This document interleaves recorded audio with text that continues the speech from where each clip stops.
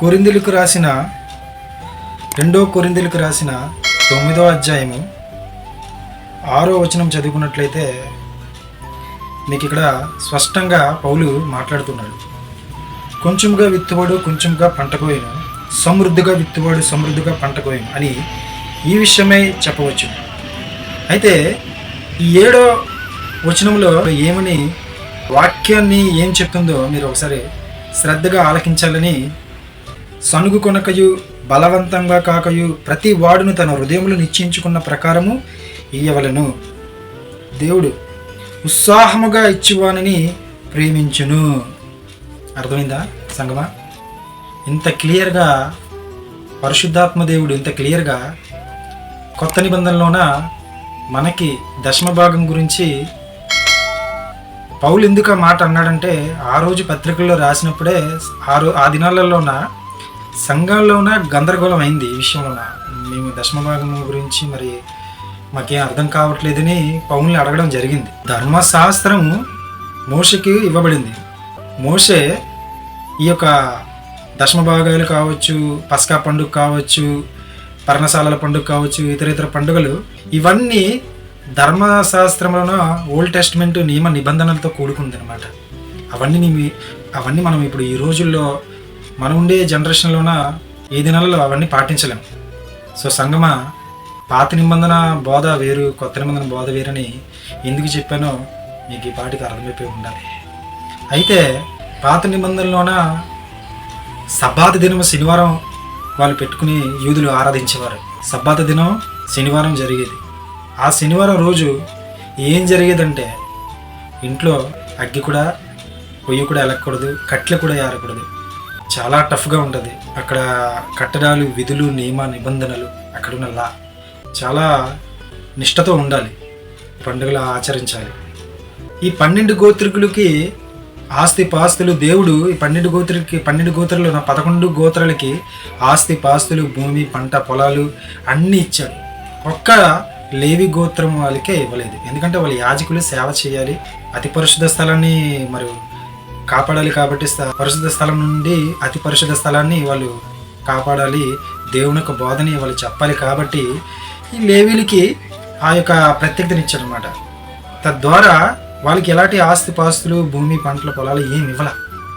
కనుక ఈ 12 గోత్రాలు ఎవరెవరైతే ఉన్నారో, యూదా గోత్రము, నఫాలి గోత్రము, చాలా గోత్రాలు ఉన్నాయి. ఈ గోత్రాలన్నీ లేవి గోత్రులకి దశమ భాగం ఇవ్వాలి. ఆ దశమ భాగం ఎలా ఇవ్వాలంటే, మామిడి తోట ఉంటే అందులో 10% తీయాలి, వరి పండితే 10% తీయాలి, జామ ఉంటే 10% తీయాలి, కొబ్బరి చెట్లు ఉంటే 10% తీయాలి, గొర్రెలు ఉంటే అందులో 10% తీయాలి, మేకలున్నా, ఎద్దులున్నా, గాడిదలున్నా, ఎన్నున్నా అని దాంట్లో ఉన్న ధాన్యం 10% ఇవ్వాలి. ప్రతి దాంట్లో 10% చొప్పున లేవీలకి ఇవ్వాలి.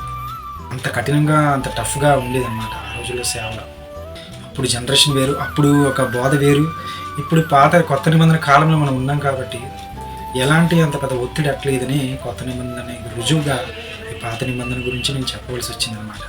ఎందుకంటే కొత్త నిబంధనలోన ఇవి ఏమైనా కనిపిస్తాయా? ఏమీ కనిపించవు. 10% గురించి అస్సలు 1% కూడా ఎంత ఇవ్వాలి అని కనిపించదు. అయితే 10% ఖచ్చితంగా కొత్త నిబంధనలు ఇవ్వాలంటే ఇవన్నీ ఇవ్వాలి. మన పంటల్లో ఏమైనా పండించినప్పుడు ఇస్తున్నామా? మామిడి తోట కొంటున్నాం, మామిడి తోటలో ఏమైనా దశమ ఇస్తున్నానా? మరి ఖచ్చితంగా అవన్నీ చేయాలి కదా. మరి అవన్నీ ఎందుకు చేయట్లా? ఓన్లీ డబ్బైనా? కొత్త నిబంధనలకు వచ్చేసరికి డబ్బు పెట్టేశారు. అక్కల సంగమా, కొత్త నిబంధనలోన ఏం చెప్తున్నారంటే, నీ హృదయంలో నిశ్చయించుకున్న ప్రకారము ఇమ్మన్నాడు. సేవకుడు బతకాలి లేదనట్లా. దేవుడికి నీకు నీ హృదయానికి సంబంధించిన విషయం. ప్రభువా నేను ఇంత ఇవ్వాలంటే, ప్రభువా నేను దశమ భాగం ఇవ్వలేను, నాకు అవ్వదంటే నీ పీకేం తీసాడు అంటే నేనేం చంపాడు దేవుడు. ఇవ్వమని ఎక్కడ చెప్పలేదు కొత్త నిబంధనలో. కనుక నీ హృదయంలో నువ్వు ఎక్కువగా ఉత్సాహంగా ఇచ్చేవాడు దేవుని ప్రేమించినాడంటే నీ ఎంత ఇస్తావో నీ హృదయానికి సంబంధించింది. ఎవరు ఒత్తిడి పెట్టకూడదు. దీనికి బలవంతం ఏం లేదు. నీ ఆనందాన్ని బట్టి, నీ వచ్చేదాన్ని బట్టి ఉంటుంది. దీనికి డిమాండ్ ఏం లేదు. నేను ఇవ్వాలి అనే డిమాండ్ ఏం లేదు కొత్త నిబంధనలకు వచ్చేసరికి. ఈ లేఖనము ప్రతి సేవకుడికి తెలుసు, కాకపోతే ఎవరు చెప్పరు. ఈ లేఖనం అస్సలు 1% కూడా ఎవరు చెప్పరు, నొక్కేస్తారు. ఎందుకంటే వాళ్ళు బతకాలి కదా. ఎందుకంటే 10% పోద్ది, ఎలాగైతే సేవ చేయలేరు. మరి వాళ్ళు ఉద్యోగాలు మానేసి సేవలోకి వచ్చారంటే మరి వాళ్ళకి ఇవ్వాలి కదా కానుకలు, దశమ భాగాలు. కానుకంటే వేరు నీకు కలిగింది ఇవ్వచ్చు. దశమ భాగం అంటే ఎక్కడి నుంచి? కొలిమిలో నుంచి నీకు కలిగిన దాంట్లో ఇవ్వమంటే ఒక పద్ధతి. కానీ 10% ఖచ్చితంగా ఇవ్వాలంటే అది మళ్ళీ పాత నిబంధనల లాలోకి వెళ్తుంది. నేటి సంఘాల్లో ప్రతి సేవకుడు అలాగే ఉన్నారు. విజయప్రసాద్ రెడ్డి గారండి నిజంగా ఆయన ముక్కుసూటిగా వాక్యాన్ని ప్రకటిస్తారు ఉన్నది ఉన్నట్టుగా. ఆయన మీద చాలామంది ట్రోల్స్ చేస్తుంటారు. ఆయన వాక్యం విషయంకి వచ్చేసరికి సత్యాన్ని చెప్తారండి. ఈ 10% దశమభాగం గురించి మాత్రం ఆయన చెప్పినట్టుగా నేను ఎవరు విన్నా. తర్వాత ఎంఎస్ఎం సంసోన్ అన్న గారు, ఈయన కూడా దశమభాగం గురించి ఉన్నది ఉన్నట్టుగా కుండ బద్దలు కొట్టినట్టుగా సర్వసత్యంలోకి నడిపించే విధంగా చెప్పారనమాట. ఒక వీడియో విన్నాను, అన్నయ్య వీడియో విన్నాను. అన్నయ్య చిన్న చురకలు అంటించాడు అనమాట అక్కకి. అనుపమ డబ్బుదాస్ అని చెప్పాడు అన్నయ్య. అనుపమ అక్కిదాసు డబ్బుదాస్ అని పెట్టాడు, బాగా పెట్టాడు అన్నయ్య పేరు. డబ్బులు ఇవ్వకపోతుంటే బాత్రూమ్కి వెళ్ళి ఏడ్చుకో, ఎక్కడికి వెళ్ళి ఏడ్చుకో, మీ అప్పులు తీరవు. ఎందుకు తీరుతాయి? దేవుడికి ఇస్తే కదా నీకు అప్పులు తీరుతాయి అనుకుని మీరు ఇస్తే దేవుడు ఇస్తాడంటే ఏంటి ఇది బాధలు. బాగా చురకలు అంటించాడు. మరి వాళ్ళ సేవకులు లేకపోతే వాళ్ళ చేత ఎవరు మాట్లాడిస్తున్నారో ఏంటో తెలియదు. వయసులో మీకన్నా అక్క సిస్టర్ మీరు ఎవరో తెలియదు, వయసులో మీకన్నా చిన్నవాడిని కావచ్చు, కానీ వాక్యం అనేది సత్యం చెప్పాలక్క. మీ మాటలు ఎవరు వినరు. ఎందుకంటే మీ మాటలు మీరు వాక్యం చెప్తున్నా, ఏ సేవకుడైనా సరే వాక్యం చెప్తున్నా పాత నిబంధన మళ్ళీ పాటిస్తున్నారా, కొత్త నిబంధనలు ఉన్న ఈ పాత నిబంధనలు ఉన్న కట్టడాలు నియమ నిబంధనలు మళ్ళీ దీంట్లో యాడ్ చేస్తున్నారా ఏంటి, అవన్నీ ప్రతి విశ్వాసి పరిశీలన చేసి చదివి శోధించాలి. పరిశోధించుడి వాక్యాన్ని అని దేవుడు అంత స్పష్టంగా చెప్పడం జరిగింది. ఏం చెప్పినా చదవకపోతే, కొంచెమైనా మనకి బైబిల్ నాలెడ్జ్ లేకపోతే, చదవకపోతే పరిశుద్ధాత్మ నడిపింపుతో సహాయం తీసుకుని ఆసక్తితో మనం చదివితే ఆ దేవుడు మనకి సహాయం చేస్తాడు. అది ప్రతి విశ్వాసకు ఉండాలి. లేకపోతే ఎవరు ఏం చెప్పినా, కల్పన కథలు పిట్ట కథలు ఏం చెప్పినా నమ్మేస్తాం గుడ్డిగా. ప్రతి ఒక్క మెసేజ్ని, ప్రతి ఒక్క వాక్యాన్ని చదివి ఒక వాక్యాన్ని సత్యం చెప్పిందా లేదా అనుకుని పరిశోధించాలి. నిజంగా సంసోన్ అన్న ఆయన దగ్గర చాలా విషయాలు నేర్చుకోవచ్చు. నేను ఆయన మెసేజ్లు వింటాను, నడుస్తున్నప్పుడు రాళ్ళు తగులుతాయి, అవి పట్టించుకోడు అన్నయ్య. ఎవరిని ఎక్కడ ఎలా కొట్టాలో అక్కడ కొడతాడు అనమాట. సో క్రైస్తవుల్లోనే శాంతి సమాధానం చెప్పడు, కానీ మనకి సమాధానం లేదు క్రైస్తవుల్లోనే ముఖ్యంగా.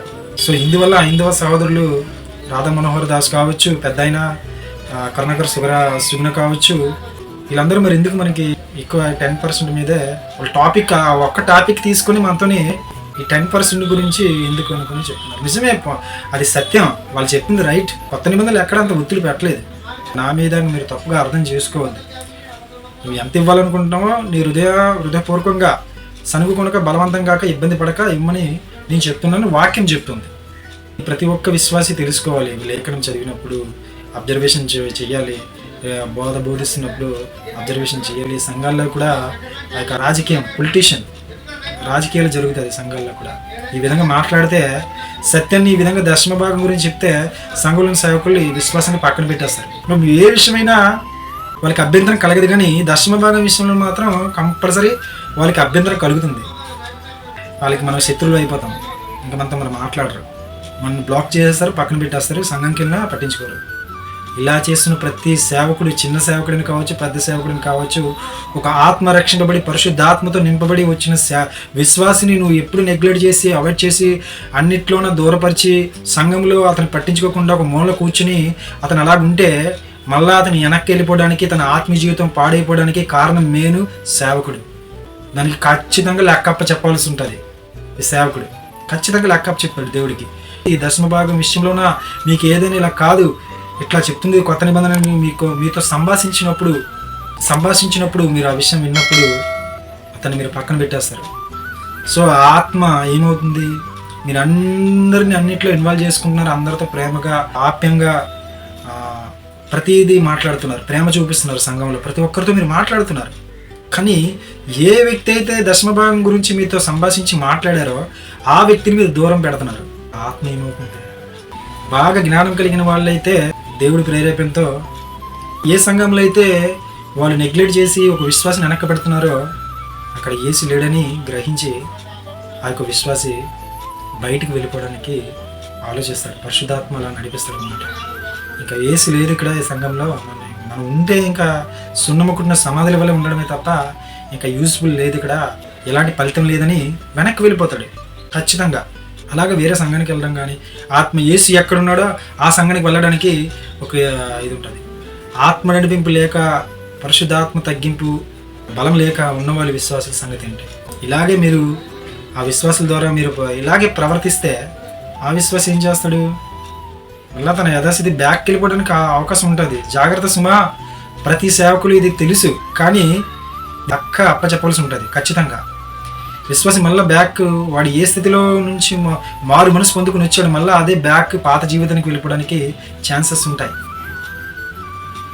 ఒక దశమ భాగం విషయంలోనే ఇవన్నీ జరుగుతాయి. నేను చాలా చోట్ల చూశాను, నా ఎక్స్పీరియన్స్ నేను కూడా గమనించాను. మళ్ళా వాళ్ళ యొక్క పాత జీవితంలోకి వెళ్ళిపోయి మళ్ళీ వాళ్ళ ఆత్మ జీవితం నాశనం చేసుకుంటారు. ఈ సంఘంలో రక్షింపబడిన ఒక ఆత్మ బ్యాక్ వెళ్తుందంటే కేవలం ఒక సేవకుడు నిర్లక్ష్యం వల్ల, సేవకుడు యొక్క అశ్రద్ధ వల్ల. భూమి మీద బతుకున్నప్పుడే మీరు వెనక్కి పెట్టేయచ్చు, కానీ ఒక రోజు రాబోతుంది ఖచ్చితంగా దేవుడు ఇవన్నీ మీకు అడుగుతారు. మీరు మనం ఏం చేస్తున్నామో ఏంటో, ఇవన్నీ ఈ బోధ ఎలాగా ఏంటని రెండంతలు తీర్పు ఉంటుంది ప్రతి సేవకుడికి. నిన్న ఒక మాట చెప్పాను, సత్యం ప్రకటిస్తేనే దేవుని యొక్క ఉద్దేశాలు ఏమేమి ఉందో అది మీరు సత్యం చెప్తేనే సేవలకు రండి నేను చెప్పాను. నేను సేవకుని అయితే కాదు, కానీ సేవకి ఎవరు వస్తున్నారో వాళ్ళందరి కొరకు చెప్తున్నాను అన్నమాట. సత్యం చెప్తేనే సేవలకు రండి. అందుకే పౌలు ఒక మాట అంటాడు, మొదటి అధ్యాయంలో చెప్పాను కదా, సేవ చేయకుండా ఉండటం మేలు అని. పౌలు ఎందుకు చెప్పాడు? అది పెద్ద బాధ్యతతో కూడుకోవాలి, అన్ని సాక్రిఫైస్ చేయాలి, ప్రతిదీ వదులుకోవాలి, ఆ లోకపు ఆశలు అన్నీ వదులుకోవాలి, ప్రతిదీ వదులుకోవాలి. అటువంటి గుండె ఉంటే రావాలి సేవలోకి. భూమి మీద ఎంత పని చేసి డబ్బు సంపాదించిన సులువుగా నీ సేవ చేయడం చాలా కష్టం నాకు తెలిసి. కనుక మరి పాత నిబంధనలోన ఆధారాలు చూపించండి బ్రదర్ అని మీరు అడగవచ్చు. మీరు పాత నిబంధనలోన నిర్గమకాండం, ద్వితీయోపదేశకాండం, లేవియకాండం, ఈ కాండాలన్నీ చదివితే మీకు ఆధారాలు ఉంటుంది. పంచకాండాల్లోన దశమ భాగం ఎక్కడ మొదలైంది, ఎలా మొదలైంది, ఏటిమ్మన్నాడు, ఎలాగా అని ఎంత కఠినంగా ఉంటుంది. పాత నిబంధనలో ఏమీ ఉంది. అది ఎలాగంటే గెడ్డమ్మను సేవ్ చేస్తే, గెడ్డం గీస్తే నక్కముక్కలనే ఒక పొలం ఉంటుంది, ఆ పొలంలోకి వెళ్ళి మనకి వదిలేస్తారనమాట. పొలంలో ఉండాలి, అదొక పనిష్మెంట్. సాయంత్రం అయినంత వరకు ఆ సూర్యుడు అస్తమించినప్పుడు మళ్ళీ నువ్వు ఇంటికి రావాలి. గెడ్డం తీయకూడదు, టోపీ పెట్టాలి, టోపీ తీయకూడదు. ఇవన్నీ యూదుల ఆచారం. యూదులకి ఇవన్నీ ఇవ్వబడింది తప్ప క్రైస్తవుడికి ఎక్కడ ఇవ్వబడింది? యేసుక్రీస్తు ప్రభువారు వచ్చి ఆయన మనకి నూతనమైన కొత్త బోధన ఇచ్చి కొత్త నిబంధన మనకి ఇచ్చాడు. అందుకే యెరెమీయా 31:31లోన యెరెమీయా 31 అధ్యాయము 31 వచనంలో కొత్త నిబంధన దినంలో రాబోచున్నది ఇదే యెహోవా వాక్కు. యెరెమీయాతో మాట్లాడించాడు. పాత నిబంధన వెళ్ళిపోతుంది నాయన, కొత్త నిబంధన దినంలో రాబోతుందంట. కొత్త నిబంధన దినంలో ఎవరు? యేసుక్రీస్తు ప్రభువారే నరావతారుగా మానవ శరీరం ధరించి ఈ లోకానికి రావడం జరిగింది. యెషయాలో కూడా రాయబడింది యేసు ఎందుకు రాబోతున్నాడో ఎందుకు అని. ఆయన చనిపోయినప్పుడు దేవాలయపు తెర ఎందుకు చిరిగిపోయింది? పాత నిబంధన తెర చిరిగిపోయింది. ఇంకా సాదృశ్యం అది అయిపోయింది. ఇంకా అక్కడికి ఆయన మరణంతోనే అయిపోయింది. ఇంకా కొత్త నిబంధన దినములలో మనం ఉన్న కృపాకాలంలో అటువంటి కట్టడాలు, అటువంటి నియమ నిబంధనలు మనం భారించలేమనే కదా మీరు బాబు మీరు చేయలేరురా కష్టం ఇంకా అని పాపం అధికం అయిపోతుందని భూమి మీద కోపం తగ్గట్లేదు దేవుడిది. మరి ఏం చేస్తాడు? పరిశుద్ధులు ఎవరు లేరు భూమి మీద. రక్తం చిందింపబడాలంటే ఆయనే కుమారునిగా ఈ లోకానికి వచ్చి నరావతారిగా వచ్చి పరిశుద్ధుడిగా గొర్రె పిల్లగా బదులు ఆయన గొర్రె పిల్లగా మరణించి రక్తం చిందించడం వల్ల ఈరోజు మనం ఊపిరి పీల్చుకుంటున్నాం. ఆయన క్షమించిన క్షమాపణ వల్ల మనం బ్రతుకుతున్నాం, లేకపోతే మనం బ్రతకలేము, చాలా కష్టం. ఇటువంటి కొత్త నిబంధనలు కృపాకాలంలో ఉంటుండగా మళ్ళీ దశమ భాగాలు, కానుకలు ఏ సంఘానికి వెళ్ళినా ఇవే నా పట్టి పీడిస్తారు. ప్రతి పెద్ద సంఘాలు వాళ్ళకి తెలియదా? ప్రతి పెద్ద వాక్య అనుభవం ఉన్న సేవకులు అడుగుతున్నారండి ఈ రోజుల్లోనా దశమ భాగం. నాకు ఎందుకు అర్థం కాదు, దశమాన్ని ఎందుకు మీరు నింపి పెడుతున్నారు నాకు అర్థం కాదు. కొత్త నిబంధనలోనా ఎక్కడ దశమ భాగం అడగలేదు, మెన్షన్ చేయలేదు కదా. అందుకని మేము కొరింథీ పత్రికలోన 2 కొరింథీ 9:6లోన ఉత్సాహంగా ఇమ్మన్నాడు ప్రేమించమని చెప్పాడు కాబట్టి మరి 10 మేము యాడ్ చేస్తున్నాం అంటున్నాడు. 10 అందులో ఎలా యాడ్ చేస్తాం? మీరు వాక్యంలో కలపకూడదు, వాక్యంలో ఇది తీయకూడదు అని ప్రకటన గ్రంథంలో ఉంది. ఇందులో ఏమి కలిపినా ఏమి తీసినా తెగుళ్ళు మీకు వస్తాయి అనుకుని చెప్పాడు. మరి వెళ్ళేటప్పుడు మీరు ఎలా కలుపుతారు? ఇవన్నీ కలిపేస్తున్నారా లేదా? అది కరెక్ట్ కాదు సంగమా. మీరు అందులో కలపకూడదు, వేయకూడదు, వాక్యం ఉన్నదన్నట్టుగా చెప్పాలి. అలా మీరు అసలు సత్యాన్ని ప్రకటిస్తే ఎవరైనా మిమ్మల్ని వెంబడిస్తారు, ఎవరైనా ప్రేరేపించి మీకు సహాయం చేస్తారు. విజయప్రసాద్ రెడ్డి అని అడగడు, వాళ్ళు ప్రేరేపణ చేయకూడదు నాకు సహాయం చేస్తారు సంఘంలోనూ అని విజయప్రసాద్ రెడ్డి అన్నాడు తప్ప 10% ఇవ్వనని నేను ఇప్పుడు ఒత్తిడి పెట్టలేదని. ఎంతో అన్ని మీద ఎంతోమంది 10% గురించి చెప్పడానికి పడరు. సంసోన్ అన్న మీద కూడా పడరు. మరి అన్న గాలి తీస్తాడా ఇలా చెప్పేస్తాడా అనుకుని ఇప్పటికే చాలామంది అన్నిల మీద కోపాలు పెట్టుకుంటారు. అందులో జాక్ పూనెన్ బ్రదర్ వాళ్ళు కూడా 10% గురించి చెప్పారు, వివరించారు ఎలాగా ఏంటని. ఇంకా ఈ ముగ్గురిని చూసి నీకు ఎవరిని చూడలేదు 10% గురించి సత్యంగా ప్రకటించే వాళ్ళని ఎవరిని చూడలే. కనుక మీరు పాత నిబంధనలో ఉన్న 10% గురించి తెలుసుకోవాలన్నా చెప్పాను కదా సంగమా, ఈ విధంగా మీరు చదువుకోవాలి. వాక్యాన్ని మీరు చదువుకొని మీరు అర్థం చేసుకోవాలి. 10% పాత నిబంధనలు ఎలాగ ఇమ్మంటున్నాడు, ఏ విధంగా ఇమ్మంటున్నాడు, ఏటి కదా అనుకుని మీకు తెలుస్తుంది పరిచర్య, పాత నిబంధన పరిచర్య. పత్రికల్లోన మీరు నువ్వు యూదుడువా క్రైస్తవుడువా అనుకుని పౌలు పత్రికలో ప్రశ్నిస్తాడు, అడుగుతుంటాడు కూడా. అవన్నీ చదువుతారు కానీ ఇవి చెప్పరు. అందరూ యూదులే. దశమ భాగం ఎవరు అడుగుతున్నాడో ఆడు దొంగ యూదుడు. దశమ భాగం అడుగుతున్నాడు అంటే ఆడు యూదుల కింద వస్తుంది, క్రైస్తవుడి కిందకి రాడు. మనమైతే క్రైస్తవులుగా, దేవుని బిడ్డలుగా, యేసుని బిడ్డలుగా ఉండాలని అనుకుంటున్నాం. నువ్వు మోషేకి శిష్యుడువా, క్రీస్తుకి శిష్యుడువా, ఇప్పుడే మీరు గ్రహించుకోవాలి. దశంభాగం అడుగుతున్న వాళ్ళందరూ మోసే శిష్యులే. దశంభాగాన్ని ఉన్నట్టుగా సత్యాన్ని ప్రకటించే వాళ్ళు యేసు శిష్యులు. కనుక సంగమా, నా మెసేజ్ మీరు అర్థం చేసుకున్నారని, ఈ యొక్క వాక్యాన్ని మీరు విన్నారని గ్రహిస్తున్నాను. గ్రహించి మీరు ఆలకిస్తున్నారని దేవుని పేరట మీ అందరికీ ప్రైజ్ లార్డ్. సంగమా, దశమ భాగం గురించి వివరాలు మీరు విన్నారని మనస్ఫూర్తిగా అనుకుంటున్నాను. ఇంకా ఏవైనా సందేహాలుంటే మీరు కామెంట్ చేయండి. నాకు అన్నీ తెలుసు అనుకుని నేను అనుకోను. మీకు తెలిసింది నాకు తెలియకపోవచ్చు, నాకు తెలిసింది మీకు తెలియకపోవచ్చు. నేర్చుకుందాం, ప్రతిదీ నేర్చుకుని దేవుడి సత్యవాక్యాన్ని ప్రతి ఒక్కరిని తెలియపరచాలనే ఆశ ఆకాంక్షతో మనం ముందుకెళ్ళాలని దేవుని పేరట మనవి చేస్తున్నాను. నా పేరు ఎజ్రా జాయ్. నా ఛానల్ యూట్యూబ్లో ఉంది. ఈ వీడియో అప్లోడ్ చేసినప్పుడు మీకు తప్పకుండా మీరు ప్రతి ఒక్కరు లైక్ చేస్తారని, ప్రతి ఒక్కరు మీరు సెండ్ చేస్తారని తెలుసుకుంటారని మనస్ఫూర్తిగా అనుకుంటున్నాను. సంగమా, ప్రైజ్ లార్డ్.